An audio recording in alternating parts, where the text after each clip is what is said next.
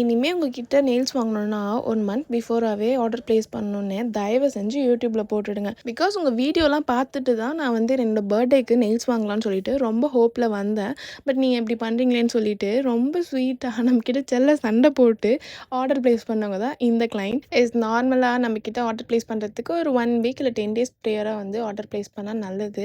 But நானே expect பண்ணல. இந்த மந்த் கொஞ்சம் வெட்டிங் சீசன்றதுனால நான் எக்ஸ்பெக்ட் பண்ணாத அளவுக்கு வந்து ஆர்டர்ஸ் வந்துட்டு இருந்தனால நான் சீக்கிரமாவே இந்த மந்த் ஆர்டர் வந்து க்ளோஸ் பண்ணிட்டேன். பட் கிளையண்ட் மேல தப்பே இல்ல. அவங்க ப்ரேயரா வந்து ஒரு 20 டேஸ்க்கு முன்னாடியே வந்து கேட்டிருந்தாங்க. பட் நம்ம ஆர்டர் க்ளோஸ் பண்ணிட்டக்கப்புறம் வந்து கேட்டதுனால என்னால முடியாதுன்னு நான் சொல்லிட்டேன்.